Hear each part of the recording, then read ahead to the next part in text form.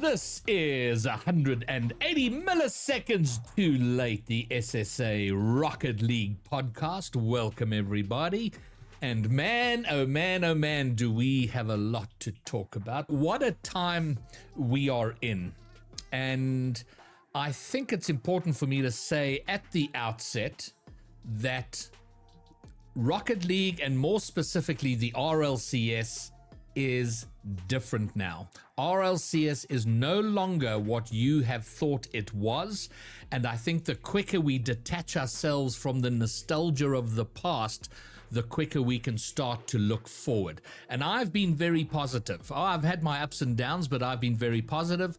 When we saw the registrations go live last night, I got very excited. We went through the rules, the prize pools. I was very excited. But we all missed the very important point, which is the doing away of the region lock, opening up RLCS to all regions, which effectively means you can be anywhere in the world and play RLCS anywhere else in the world. If you don't want to play in your own hometown. And on the face of it, and I have to tell you, that hit me particularly hard. I for the first time in 4 years, I questioned my involvement in Rocket League and RLCS, and what am I even doing here? Why are we bothering? And maybe it's time for me to step away and do some grown-up shit with my life. But having spoken to a few people and having slept on it, I am coming to see a different side to it, and I'm hoping I can bring all the naysayers, the doom scrollers to a more positive frame of mind. But I've brought in a panel of people to talk about it, and I'm gonna bring them in now, and I think we're gonna have a pretty healthy discussion about it. So we have Holden, or Nick Holden from ACGL, and why I think he's here is he's been involved in gaming for a very long time. Started off as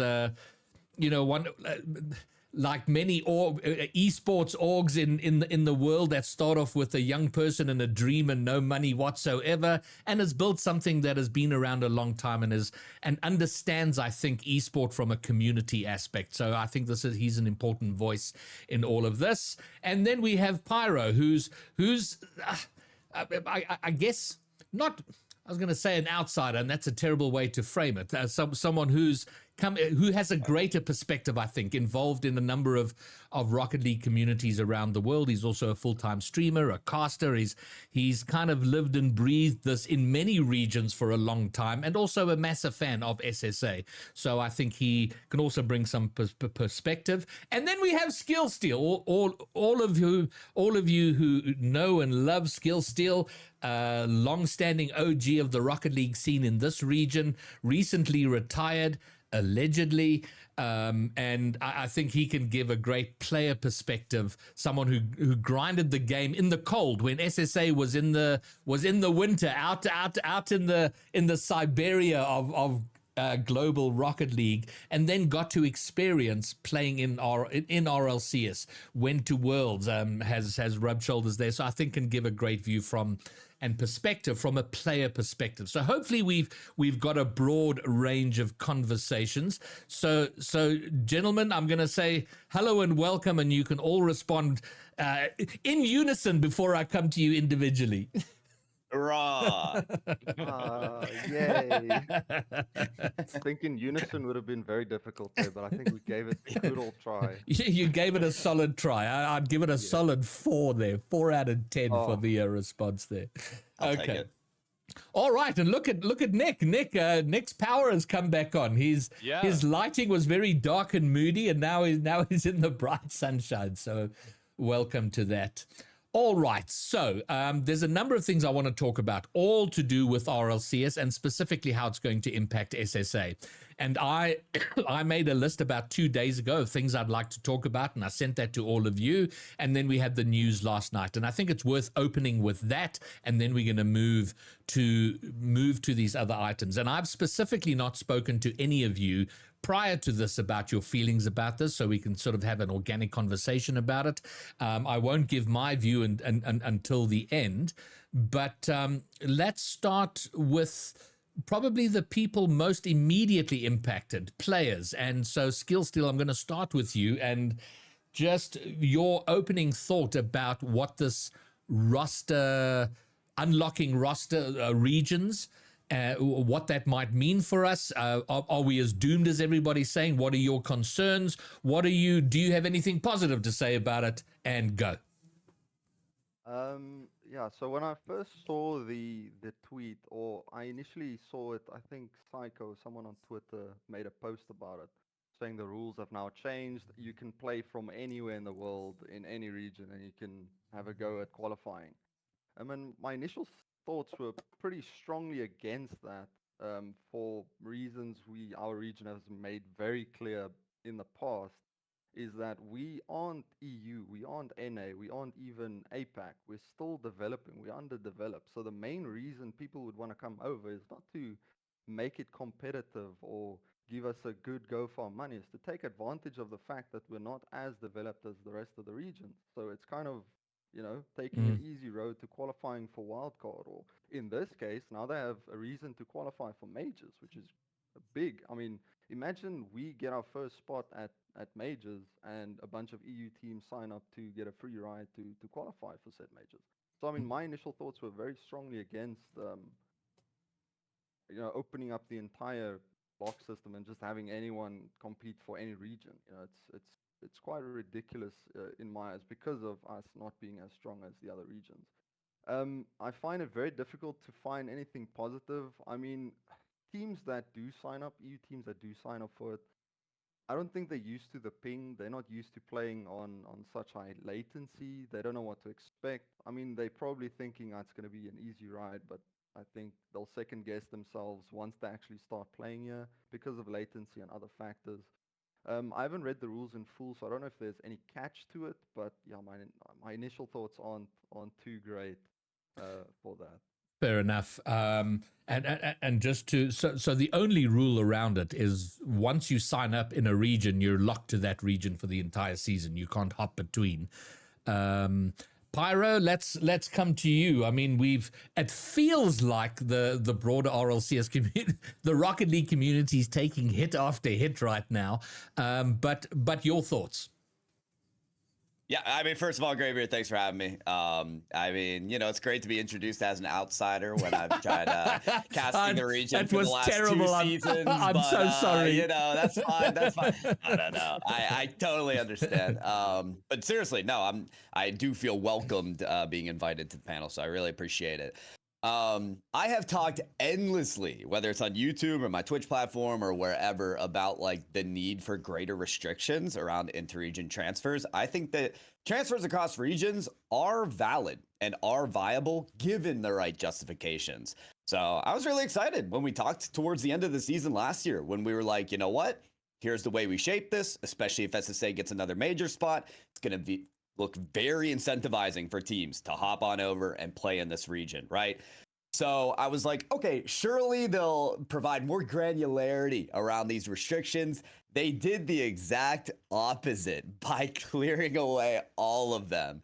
And I remember the one reason why people were like, maybe it's a good thing that players will play in SSA because they'll have to move here. They'll actually be involved in scrims and they'll potentially accelerate the improvement of the region. Skill Steel just talked about the underdevelopment at this current time.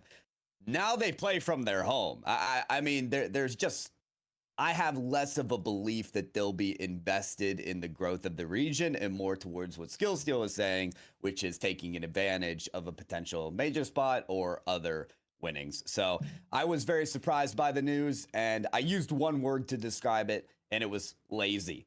Because it takes effort to provide rules and standards around a global competition that ensures viable competition and an ability to see the best in the region.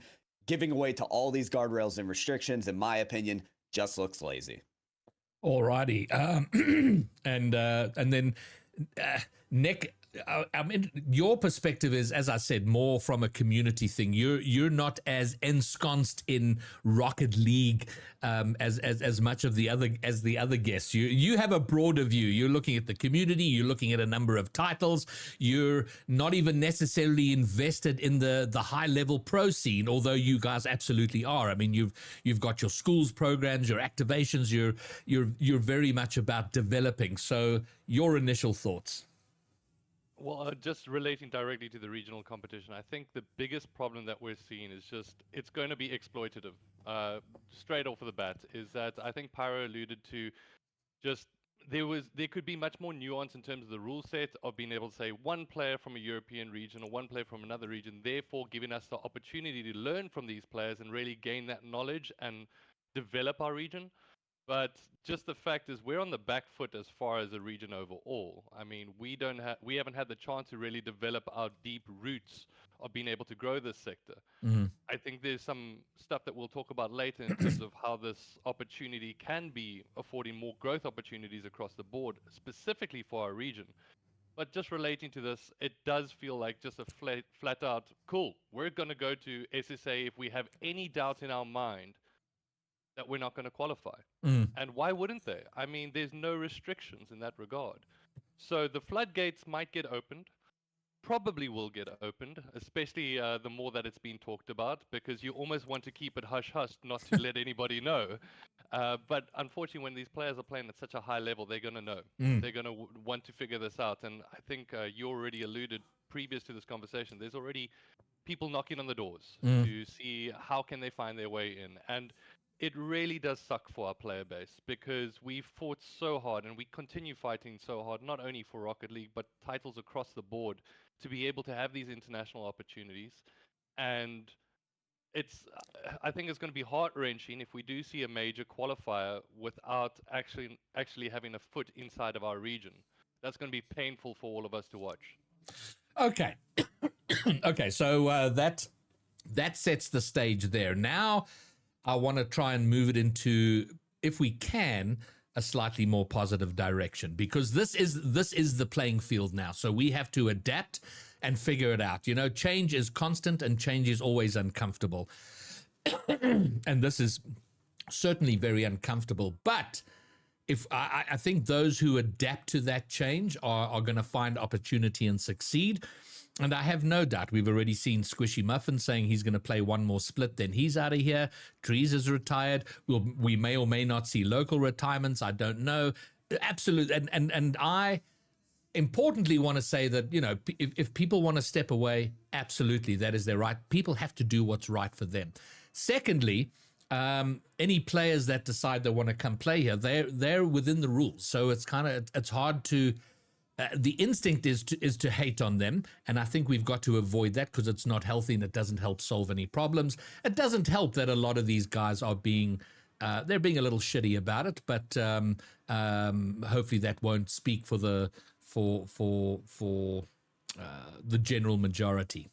So I'm going to now ask some questions which might steer it in the right direction.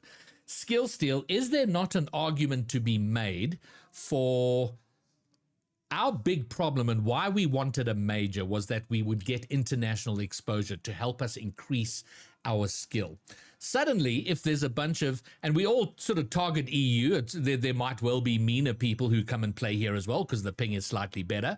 Doesn't it help accelerate our skill if suddenly these higher level players are now queuing SA servers so they can get used to the ping, that are now interacting with us? And I think, you know, we're going to have full EU teams, but there will be some who will pick up local players. So it might be 2 SSA people and an EU people, or 2 EU people, 1 SSA, whatever the case may be. Is there not an argument to be made that this is going to help us accelerate our skill far quicker than just 1 or 2 teams going to majors or worlds? There is a case to be made for that. So as the current rule set stands, if they want to get used to the ping, they'll queue on 150, 170, up to 190 milliseconds. So them having to get used to that ping, playing against us, they'll probably start like look, the one good thing, right? If they start queuing on, I'll just quickly steal just a smidge. If they start queuing on high latency and high ping, they might start to relate to what the issues are we've been struggling with for how many years now. The only way we get high level games or even close to that is trying to get high up in rank. And not even that is good enough because Mm. no one wants to scrim us when we're on high latency. So that's like the only way we could have ever tried to improve is playing on that high latency. And we have improved up to a certain degree.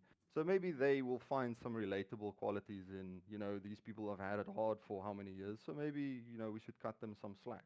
But Mm. anyways, there is a case to be made to improve, but it could go one of two ways. So the positive way is they accelerate our skill and our ceiling. But the other thing is because of the latency, they start to drop down. They're not as good as they are in their region. So they might be starting to play worse, or they might not play to their full potential because of the latency. The latency will always cause some form of degradation to a degree for anyone playing on it.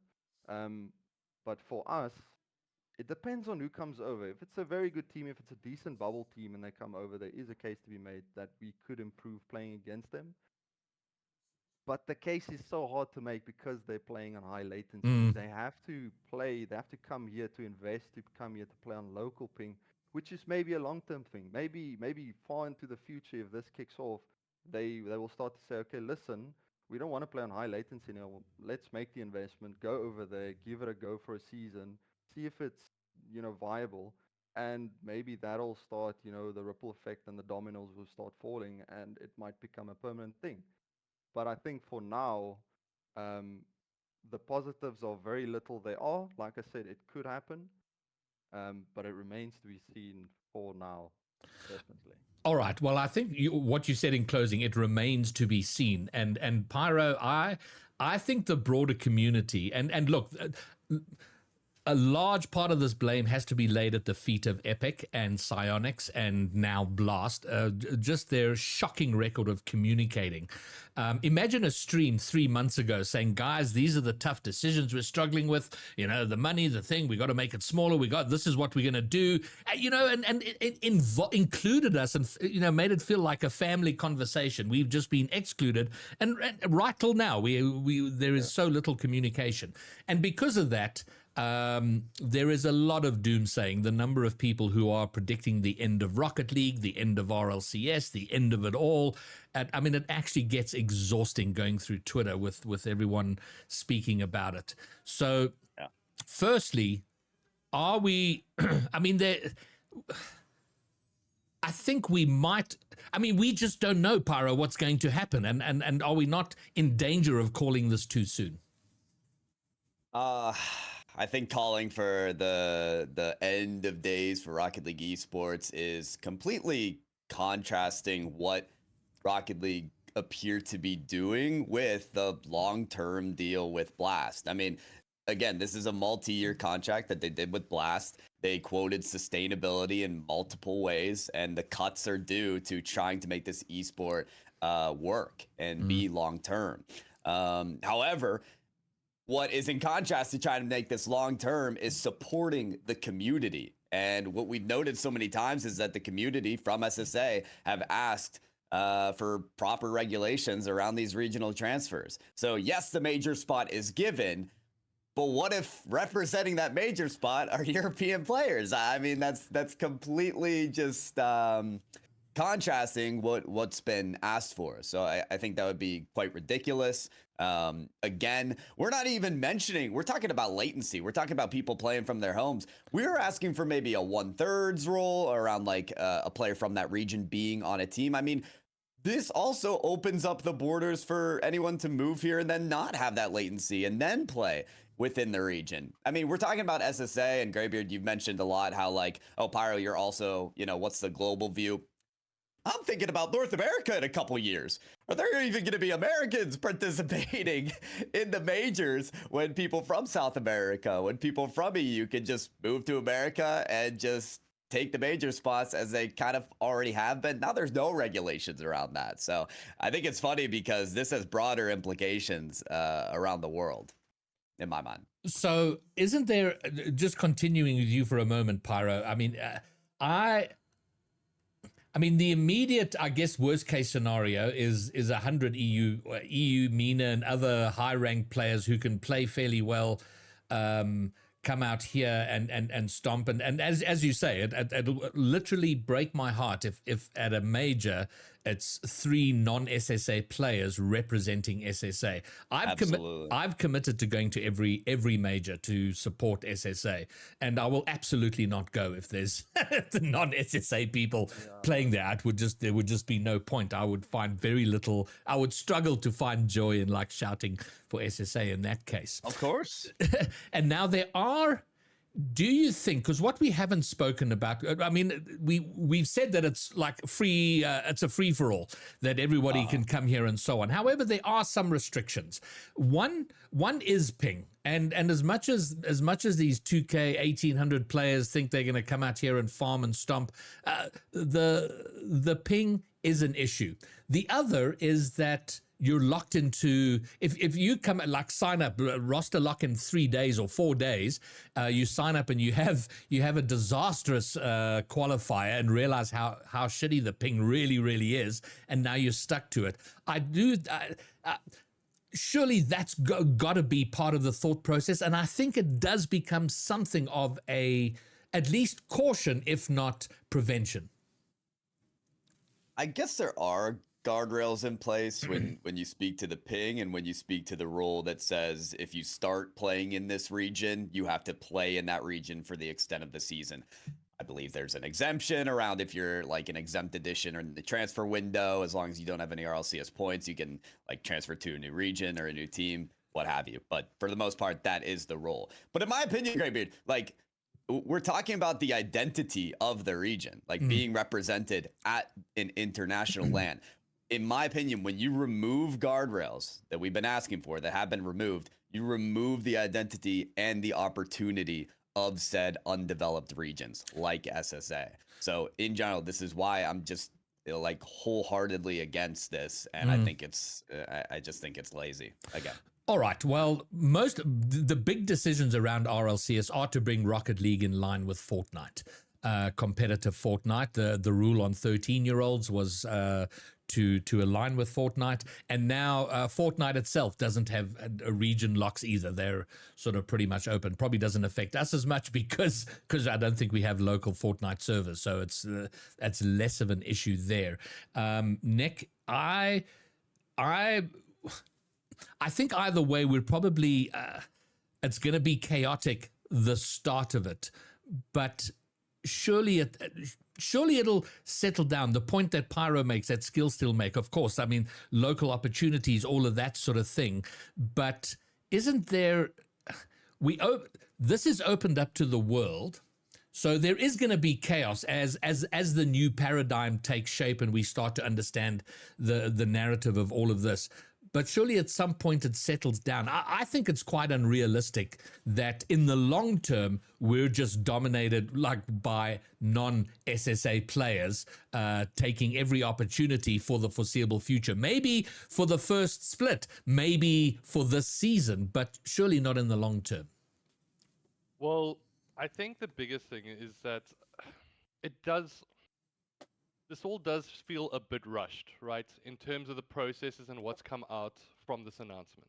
So I think if we try to be fair, and it's so difficult to be fair, especially when you're dealing with the corporates and you expect it to be better, and we're also passionate about esports overall, especially you guys from a Rocket League standpoint, is that these things move very, very quickly. So it does feel a bit of a copy and paste solution based off of what happened from Fortnite. But if anything, I think our attitudes is also vitally important in terms of how we take this. This is a baseline for Blast.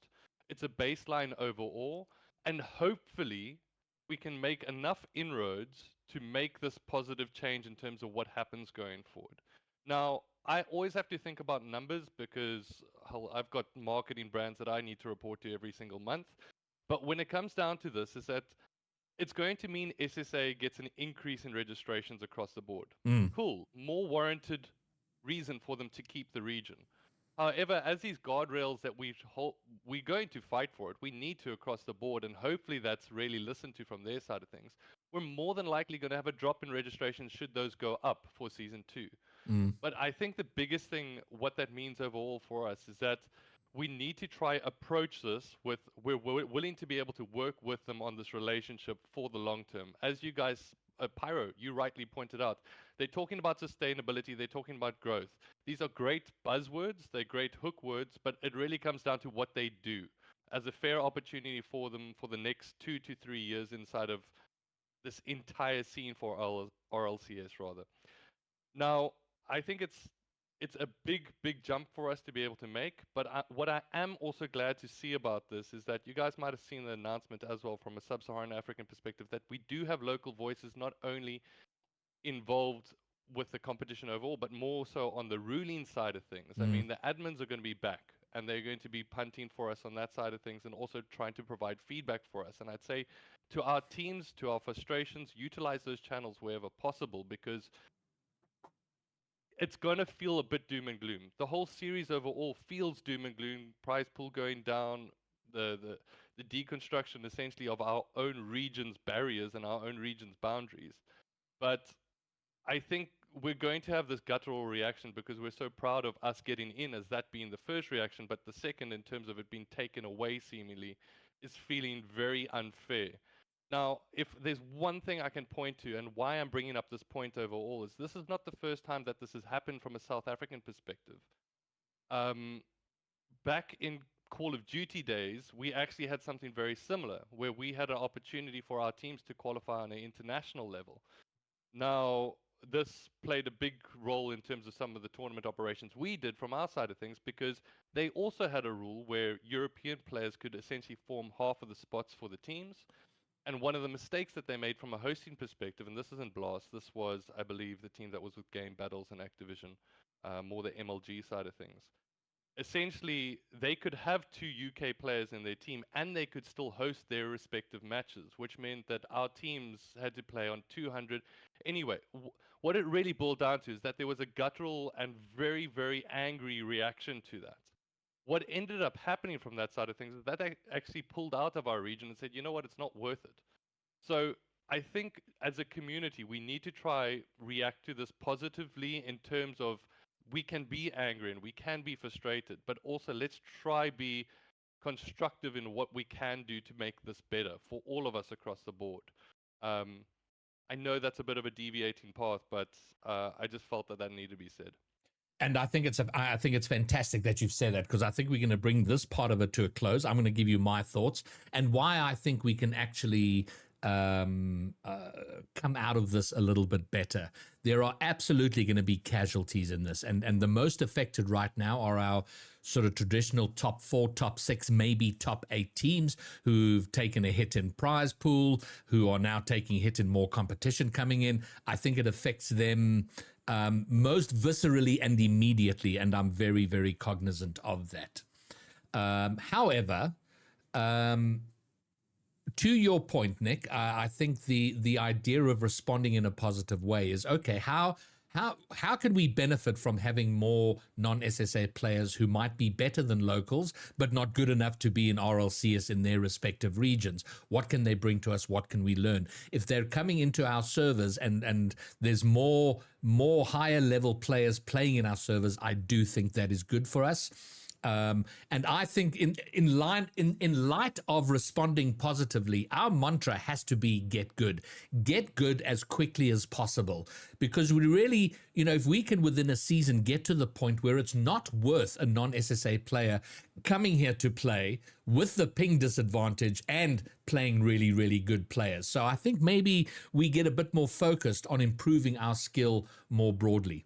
Also having non-SSA people sign up, it's going to bring a little bit more attention to the region. We don't have a huge viewership when we're playing RLCS, and maybe that grows a bit and we get people interested in coming here. I think there's something to be said for that.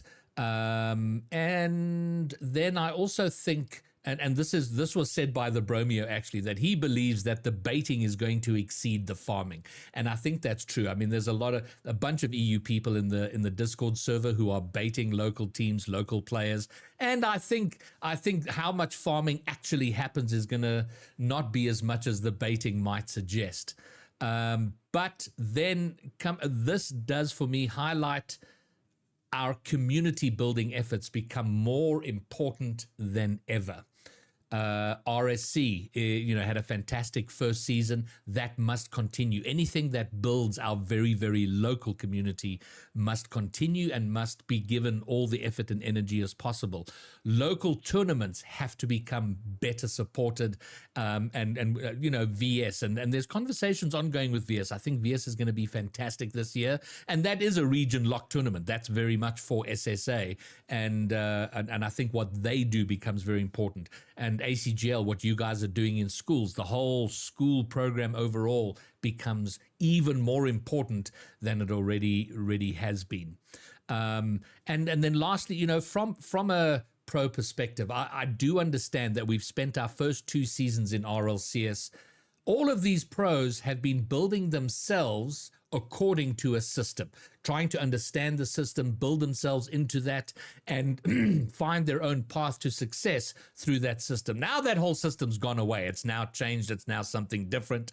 And those existing pros have to find a way to adapt. But for the newer players, the 13-year-olds that we're about to talk about, the 14, 15-year-olds who haven't been in the system, they're going to learn it the new way, and they will find their way and their path with it. So that's my closing thoughts. Yes, there's a lot negative to be said about it, but as Nick has highlighted, we've got to respond to it positively. We have to rise to the occasion and go, how do we become out of this season better broadly for Rocket League than we have been before? So, and I think that brings us to now the other points we want to talk about. And Skill, Pyro, Nick, I want to, these next few things we talk about, I want to address it from a point of view of going forward rather than whether it's right or wrong. Because there's been lots of podcasts and tweets about how mad it is, how stupid it is, how they hate the format, they hate the age limit, they hate the prize pool, but we get it. This is the world we live in now. How do we move forward with that? And Skill, I know there's a bunch I want to come to you on, but I'm gonna start here with on the age limit, and we're not going to spend a lot of time on that. But I think, Nick, I'd be interested in your perspective, how do we manage bringing 13-year-olds into a pro scene in a way that's not destructive to them or the community, or what would be your thought around managing that? Well, I mean, there's 2 ways. There's either unmanaged completely, where kids are going to be coming into this sector playing essentially without any guardrails, and then there's the other side of things, I think, in the schooling segment, where there's structures to be able to try help these individuals to be able to grow. I think there's now an opportunity and a wider, more attractive look for, I think, RLCS overall, in terms of, hey, I actually want to be able to make some money, whether it's pocket money for the weekend or whatever it might be. I mean, top 32 teams are getting paid out as far as I understand. But that shouldn't be the crux of it, but it is essentially more attractive across the board for more teams to be able to get involved. Now, I saw that as being a massive net positive before this announcement, seeing that we'd have wider prize pools across the board for sub-Saharan Africa and being able to grow that. It is a bit tainted by the latest announcement, but when it comes down to how do we structure that going in, I think it is both the responsibility of tournament operators like ourselves. It's a part of the community in terms of your guys' efforts, what you're doing with the community and being able to grow that, to make sure that there's a catchment and a community that forms that provides a supportive player base across the board. I'm hoping that we see an increase in players. I mean, naturally, we know that there are players from the high school segment that would have loved to be able to compete previously. They just weren't afforded that opportunity. Now that opportunity is opened a little bit wider, it means that technically we do have an increase in terms of competition across the board. But when it comes down to what we're expecting to be able to see from this is that more than likely the high school kids across the board are also going to be demanding more opportunities to be able to play. And that's not necessarily just inside of the online environment, is that we're seeing that in schools as well, is that there's a lot more LAN events taking place specifically for schools. I'd actually probably, you know what, it's a actual explicit fact at this point in time. There are more LANs for schools across the board than there are for the public side of things. And that's because it lives inside of a structured atmosphere where there's actual monetary support. Whereas the public side has always been very, very reliant from investment funding side of things to be able to warrant the support for specifically LAN investments. So I think it's very, very attractive to that sector specifically, not just looking at the next, 2 to 3 years of what Blast is going to be able to do, but in 5 years' time, I think we're going to have some phenomenal players that are only going to be 18 that have joined from a high school level and have had structured coaching all the way through. That's huge, man. I mean, we've all been left to our own devices when it comes down to playing any esport across the board to figure it out. Watch a YouTube video, watch a tutorial. And I think putting this inside of a structured environment, not everyone's going to necessarily have the high-end kind of opportunity for coaching. Yes, some schools are only getting into it now, but there are some that do have that opportunity. And they're going to be the pioneers for this industry as a whole in terms of the esport that is Rocket League for our communities. And that's why it's so pivotal that we don't lose this opportunity as a region. Okay. Well, I think then, Skill, now I'm going to come to you. Nick touched on prize pool. And let's assume that the region thing is not as much of an issue as we all think it might be. Your thoughts on the, not just on why it might be bad, but from your side, what is good about the prize pool? And it's worth noting that the per regional prize pool has increased from $20,000 to $24,000. It's being spread a lot more thin than it was before. But why is that good for us? I mean, looking at the bigger picture, I saw a lot of social media posts lately of people coming back and saying, let's make a team to just get some cash, just cash in, get some side hustle going. So I think in terms of participation, like, it's not people that grind the game and want to be competitive, but it's numbers. It's people coming back to get, that little $300 or $100. I don't even know what the distribution is for international. $100 a player, $300 per team. I mean, that's better than nothing. That's, showing up for a match playing against Carmine Corp and then dipping for your $100. Like, it's honestly better than nothing. And even in our region, even these low tier teams, they have something small to play for, however minuscule it might be. You and your two mates just, sign up, you have a go at it, you make it as far as you can, you still make a little bit out of it, If you're not trying to sign up at least and get a small amount of money out of it, then I don't know, you must be making millions or something. But I think the thin distribution looks bad for the top level teams, because now they're thinking they're getting less. So I think the only people complaining are the entitled ones, if I'm going to be putting it just very plainly. But for the rest of the region, I think people that placed low, like 16th, 24th, those teams are now like, we at least getting something out of it. Where we were last season, if we get there again, we're getting like $200. That's better than nothing. I love the idea behind this, the idea of growing Rocket League, growing the base of competitors rather than just rewarding the few at the very, very top. And I know, in the South African context, when I was thinking before the prize pools were announced, I was thinking at the bottom end, Team 32 would get like 500 Rand. And I'd be like, yeah, that'll be pretty cool. It's more likely going to be 300 Rand. $100 per player, that's, well, 1,500 to 2,000 Rand, depending on the day. And sure, there's going to be taxes and all of that. We'll have to see what that looks like under Blast. But I believe they're better at paying and all of that good stuff. Hopefully that comes to pass. But I believe it is very good. And it does encourage, because I don't think in our small community, I don't think certainly the players at the top can appreciate how demotivating it was to see Limitless or Nixa or, you know, the usual band of villains signing up for a tournament and going, well, why do I bother? There is no hope of me making top 4, which is where the money stops. So why bother? Now it's like, hold on a second. I think we can be good enough to make 32nd.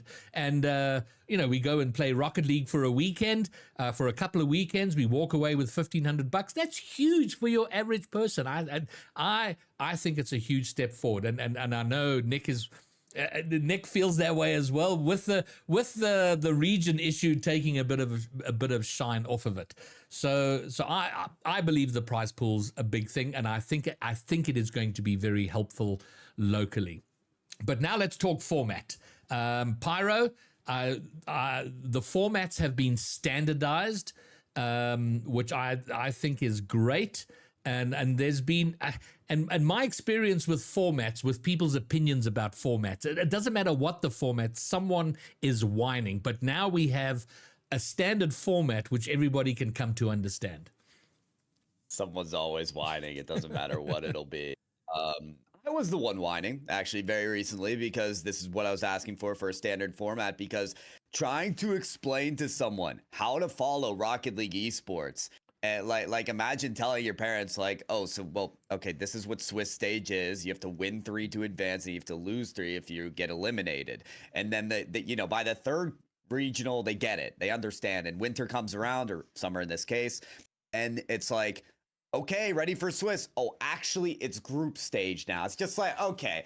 First of all, I just got around Liquipedia. RLCS doesn't even have a website to show me what's happening here. So I think standardizing the format helps from a broader perspective. Like, a lot of more people can just understand the format because it's consistent. And I think that part of it is really huge, actually, for everyone to understand it.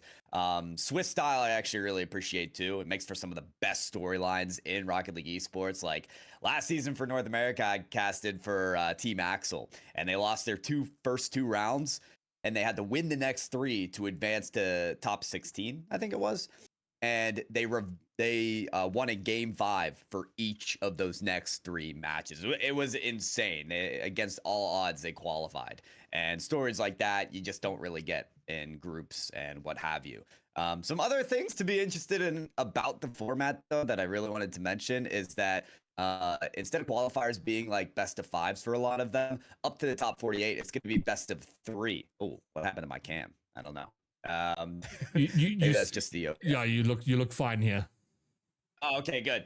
So best of 3s could present some interesting upset situations, but we'll see how long we get in SSA with the top 48, I guess. And then finally, Greybeard, do we want to talk about the off season? We're coming to that. That's going to be it. We're absolutely going to talk about the off season.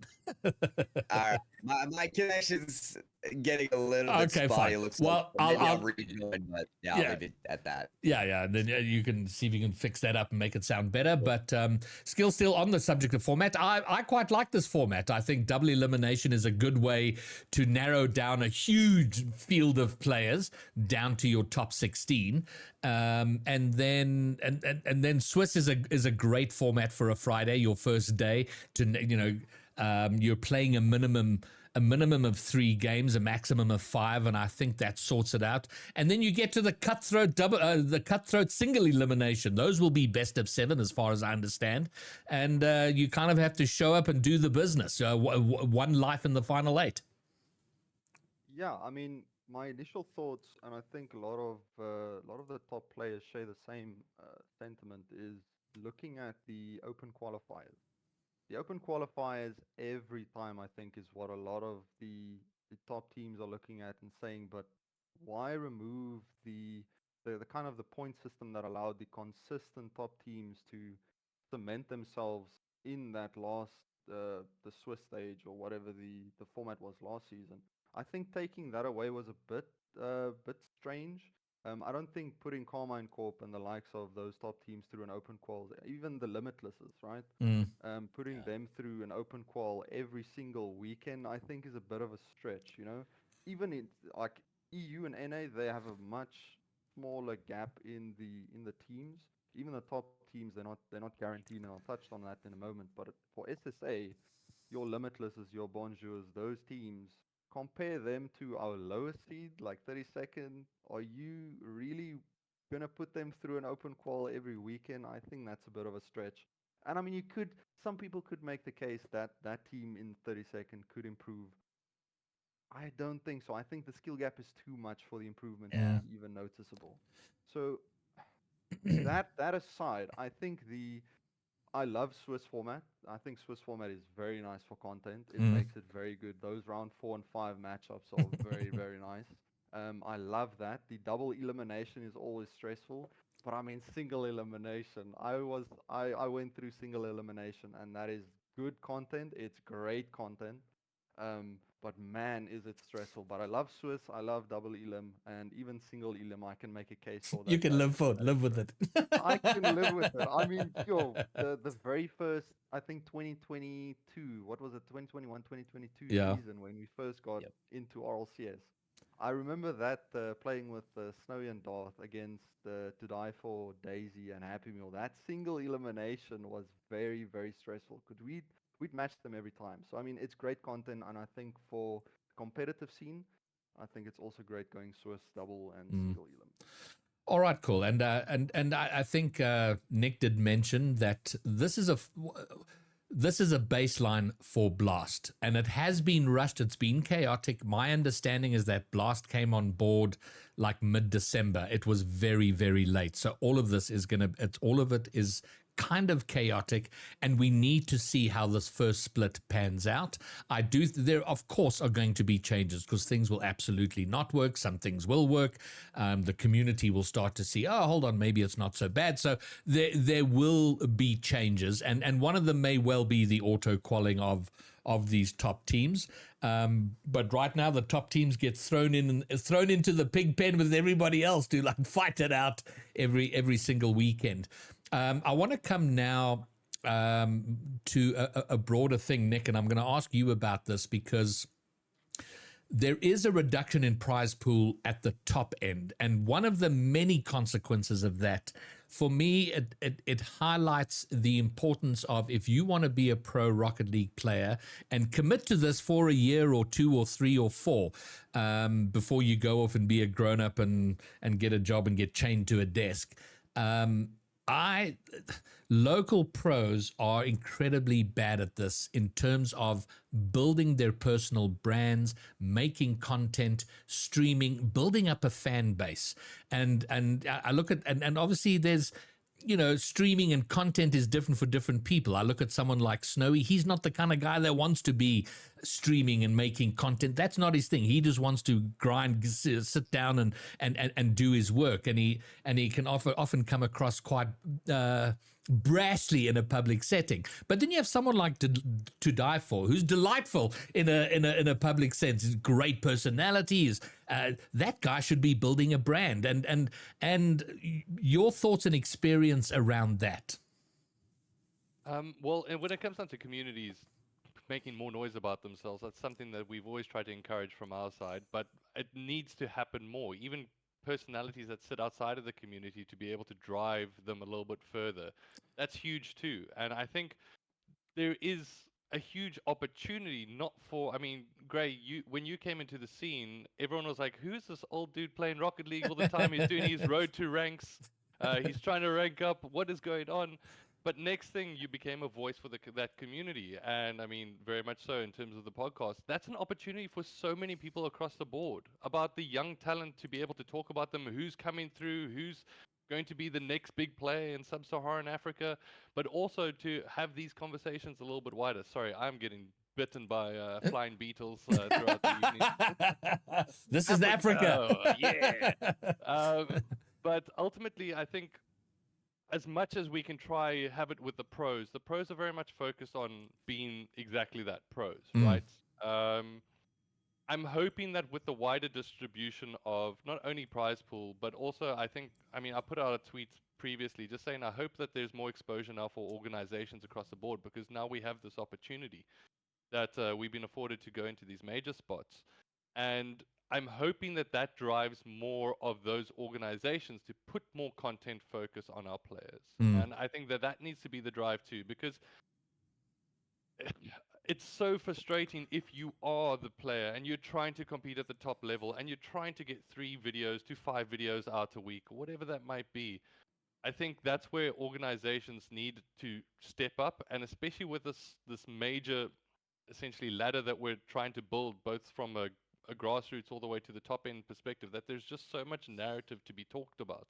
There's so many things that we're missing. There's so many people in this chat that probably know certain bits of secret or content or information that we don't know about that does make our scene richer overall. So I mean, more eyes is more eyes at the end of the day, and I still think that there's a wider demographic in South Africa and Sub-Saharan Africa overall that has no idea what Rocket League is, no idea what the opportunities are afforded to them, and we need to be punting that as much as possible. And I think, yes, we got restrained with that when it came down to COVID because we couldn't be in the physical environment to be able to share these things.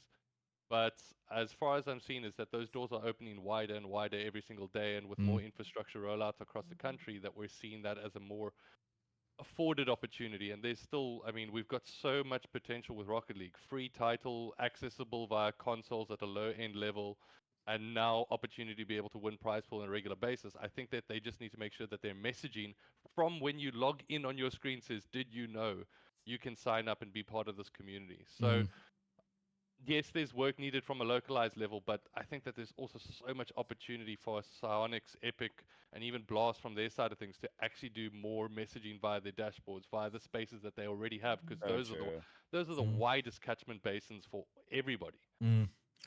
Fantastic point, and I think very, very, very well taken. And Nick, in a moment, I'm going to come back to you because you mentioned orgs. I have a question around orgs, but before we get there, let's talk about that off season and so much of what we're talking about between this podcast and everybody else who does a Rocket League podcast or makes any content. There are so many questions, but it's 2 splits crammed into 6 months. This is going to be over by the end of May.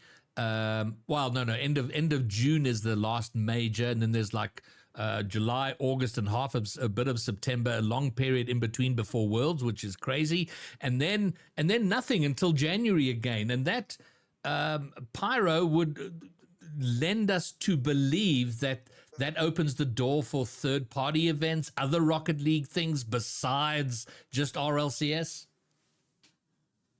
Yeah, I think I'm slightly laggy again, but I'll still try to get my point across. Okay.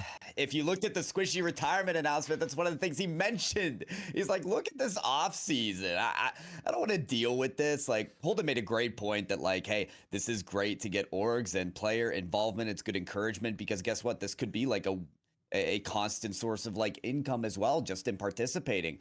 Well, I mean, and I hate to mention this, but it's like not for like half the year, because it's like half the year there's no events, and especially if you don't make the second major, which, you know, especially if you're an NA or EU team, you're getting less of a chance of that because your spots have been limited from 5 to 4. But even especially if you're SSA, even with that one spot that we've been granted for SSA, or that all of you from SSA have been granted, basically the bottom line is, it could be an 8-month off season. When you think about end of May to end of Jan. And that's ridiculous. You mentioned it opens up the chance for third-party events and stuff, but, you know, for all the calls in the scene of like, you know, more involvement in the game, even from an NA perspective, we've been asking for consistent events, even just for the bubble scene, for that 9 to 32 spot, which the draw has done incredibly with. Rizzo and James Bot, shout out to you.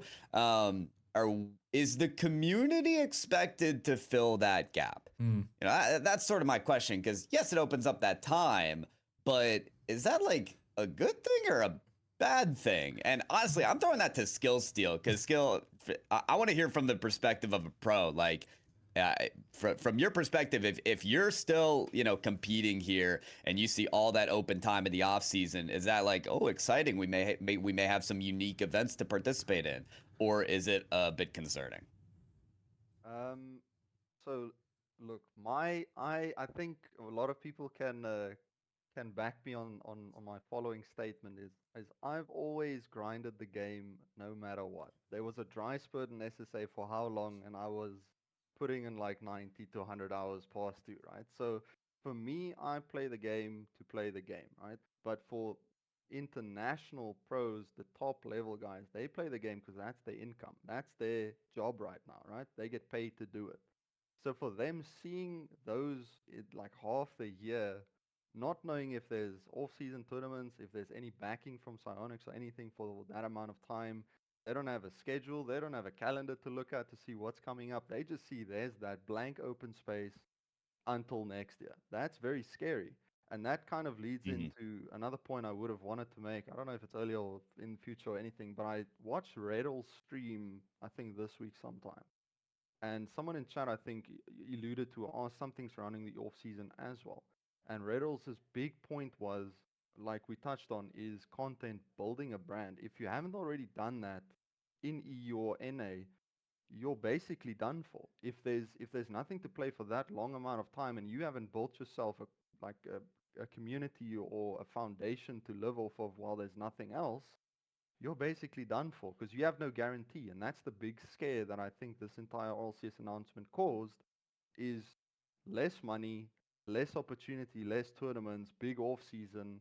A lot of red alarms started going off for a lot of top players and top teams thinking, okay, what if and what do we fall back on? And I think that long off season is a big question mark for a lot of people. And for us, not really. I mean, SSA, we have the big tournaments that Greybeard is running, which is fantastic. I think for us to grow locally, that is great to have. But now you got to think you got to run it in kind of like a league system because if there's not an abundance of it, you got to make one thing that lasts long enough so that the off season doesn't look as bad. So there's a lot of opportunity, but again, it doesn't look too promising right now for the EU, NA, MENA, SAM guys. That off season looks very very scary and very dry. So I think they're in a bad spot. Well, I hope Blast does get involved, and that's my hope, and I do concede that I often see the world through rose-tinted glasses sometimes with all of this, but I do get the sense that they're wanting to build in other events outside of just RLCS, and which is why they're looking to make it shorter, but that, as you said earlier, Skill, it remains to be seen. Like so much else right now, it remains to be seen. Now, I get I try and get keep on top of what's happening in the community and people's feelings about things and who's doing what and major moves and new players and all of that sort of thing. And so I speak to players that are looking for orgs to be represented, and I've spoken to people. I've spoken to orgs, and this is coming to you, Nick, because I think you may have a greater knowledge of this. I think, but I get a sense that with the first 2 seasons of RLCS and local players seeing the kind of org backup that teams are getting in North America and EU and even MENA, that there seem to be kind of unreasonable demands by players. They're wanting big salaries. They're wanting a lot out of an org. And I wonder, especially given how things are going now and there's so much uncertainty, your average player, like who's 16, 17, 20 years old, who's a good player, wants to be represented by an org. I don't know. I'm concerned that they're not thinking about it they're not thinking right about it. I think they'll get struck by the reality of organizations in South Africa very quickly. I mean, when it comes down to it at the moment, is that not all South African organizations are paying money. If anything, that's a very, very, very, very, very, very, very, very small handful that are paying salaries at this point in time. So I think going in with weighted expectations is silly. Number one, I think once again, this is an opportunity for the development not only of our player base, but also the organizations to find out what is the structure going forward for them, and therefore the attachment of the players in terms of being able to have an expectancy or an expectation rather. I can lean on a little bit of a different side of the conversation. It does open the door for tournament operators like ourselves to go, well, there is a part of the calendar. We can filter in the data as well and figure out, can we get something towards this period? Because on the other side of things, it's not really that great if you're a tournament operator that can't get a date in or squeezed in at all for a community like Rocket League. If you Yes. want to be able to have something for the community, it's like, well, RLCS is taking place, and that conversation actually has happened a number of times over Yes. the past year and a half or 2 years of going, well, we want to do something, but we can't because we need to try squeeze it in within these amount of dates and this amount of time. So I personally, a part of me likes the open door, but on the other side of things, I hear the complaints of consistency, man. It's like if you, it feels like a cake and eat it too situation. So I think there's opportunity in there. I think from an international level, especially if there's a wide open door like that, tournament operators that are independent are also looking at what can they do over this period. And I think if anything, that's also maybe the marketing arm of players need to also start considering these kind of things as opportunities. Like, let's try push as much as possible to work with operators to try get these events off the ground. If they've building any kind of brand for themselves or haven't at this point in time, it's not that difficult to create an account if you're going to be doing nothing for 8 months. It's time to do something and try to work with those partners to try and make something happen that ultimately benefits you. So I think the silliest thing that players will be afforded to do is go in with a weighted expectancy, but look for opportunity. It's it's going to sound strange. It's not strange, really. It's the South African way of doing things. We have to look for opportunity. We have to, wherever we go. I mean, you mentioned a little bit earlier, having those rose-tinted glasses. It's what we're going to have to do over that period. I do see some opportunity in that. It does suck for the players at the top level, but maybe for the wider player base and the more casual and lead-in players, it could be a good thing. I'm inclined to agree with that because I think there's a great spot for VS to do very well and for ACGL in that time. And you know, when I started this year, in my mind, there were four things that were really important. Obviously, RLCS, and then from a purely community side of things, the RSC, but then ACGL as a partner to the Rocket League community. Just the length of time you've been around, we've got to harness that somehow in a as positive a way as possible. And then VS, who have supported Rocket League for a long time, but have kind of not been as prominent as they probably should be over the last couple of years. And I think there's massive opportunity to bring those to the fore in a way that benefits the broader community here. So I think we've gone through pretty much all the topics I wanted to touch on. What we still don't know, and there's only going to be an announcement next week, is broadcast. I think I can say fairly confidently there will be no SSA official broadcast. If there will be, I think there's a couple of options. They might only do, given the time zones around the world, they might, spend a couple of hours on SSA on North America and Europe, kind of go around the world. I don't know. But so there's so many questions, and I don't even want to delve into the speculation on it here right now, because who knows where that goes. But given how close we are to the start of things, I'm pretty confident we're gonna have to make the best go of it from a community perspective. Fortunately, we have experience with that. That's not fun, but we'll make it happen somehow, some way. So now, in closing, and I'm gonna go around the world here and start with you, Skill. But given everything that's going on, you need, from your perspective, what are the? I need a positive closing statement from you on. Okay, things have been rough. We've taken a number of hits, but we at least now know what's gonna be happening going forward. How do we approach it from your perspective in a positive way? So from SSA's perspective, I think I did put out a tweet saying that the only winners of that RLCS announcement was SSA, and that's very true. We got a major spot. We still included in Worlds. We have RLCS. They didn't forget about us. So I mean, that's literally all we need to know is we preached and we asked for major spots. We got that. So at least someone is listening. We've made a good enough impression. We've left a good enough impression. We've turned a few heads to say, listen, let's give them a major spot. Let's work them into the format and let's give them that opportunity. yeah, people might not agree with that, but we've done enough to say, listen, let's give them the green light. They included in majors, and I think that's pretty great. That's for us is amazing.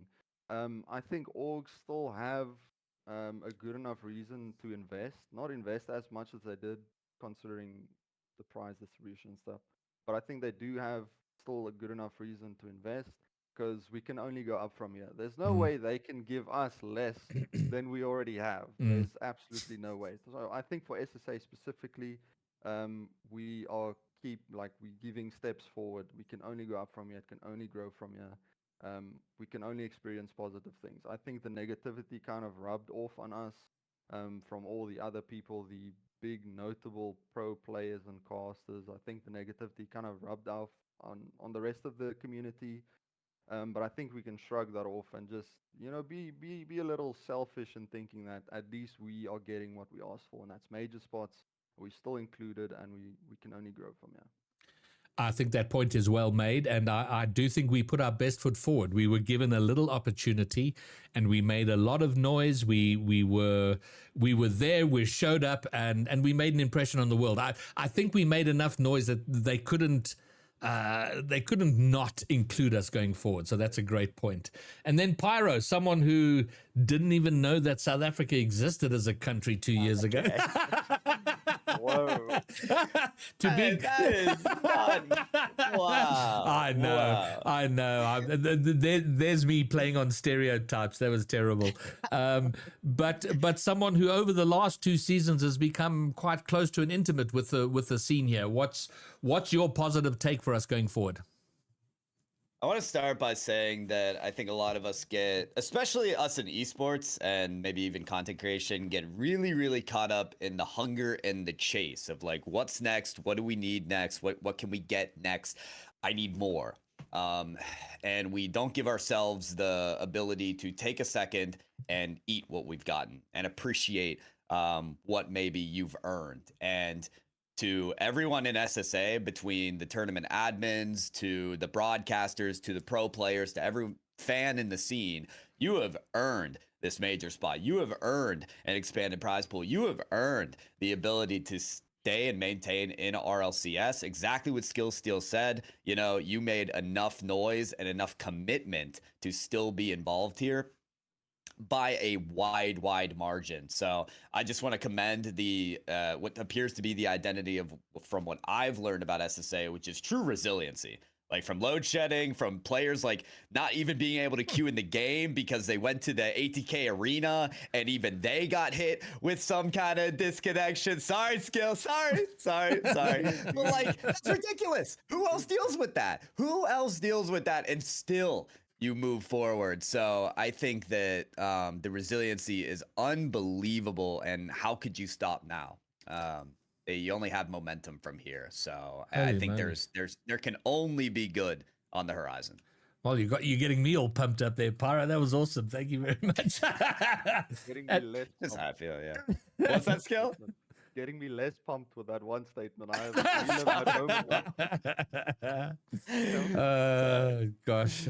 All right, and then Holden, from your perspective, the broader sport perspective, Rocket League, SSA, your closing. Well, from that side of things, we've got something. We've got more than something, and as Skill still alluded to, is that we've got more now than we've ever had. Not only should we be grateful, we should be on our knees saying thank you for every part that we get. But I know we want to fight for more. It breaks my heart after how much commitment we've made across the board, specifically on the broadcast side of things, that it doesn't look like something's going to happen. I mean, I feel for, you guys know Reggie and Blank. Those guys have been working there, insert word there, across the board. But they have been working really, really hard. And like really trying to not only just meet the level of expectations when it comes down to what we've wanted to deliver, but actually exceed that across. Yeah. And it's immensely frustrating. And believe me, we take that knock. But I think if you take the knock initially, but you take a step back and look at the bigger picture of this, is that there is a wider opportunity for our players. There should be more push for not only the community to try fight for us to have our own identity inside of the space, but also to be able to grow it out. And we should be talking about that on a more one-to-one basis with these operators. If they actually are vested in the growth of their title, we need to see that more, man. I mean, I feel everything is kind of kept at arm's length at times, and we need to have more intrinsic conversations with these operators across the board, specifically for our region. So I'm just hoping that new operator, the door has been left slightly ajar. Let's stuff our foot in that door and we say we are here and try push as hard as possible to be able to take that even further and to drive our name and to try drive this over the next year to 5 years, to 10 years, so we can be the region that everyone goes, oh shit, they actually did some amazing things. So, yeah.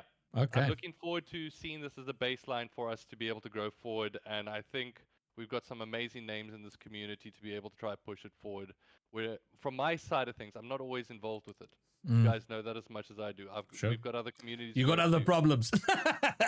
99 problems, and esports is 99.9% of them. So I think the biggest thing is that you guys have an amazing community here. You've got great community leaders. You've got voices not only from localized level, but from an international level.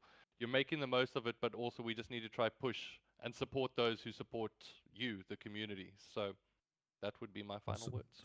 Excellent. I think that's great. And I mean, the bizarreness of this is that if all the announcements that have just been made, if they were made 2 years ago, if we were coming out from the cold into RLCS and these were the rules, we'd be ecstatic. It's just the fact that we got used to doing it one way and now it's going another way, and so it's a bit confusing, it's a bit derailing, and we have to kind of readjust and figure out how to adapt. But despite everything, we have to see how it plays out, and we have to give it our all, and give it as much as we possibly can.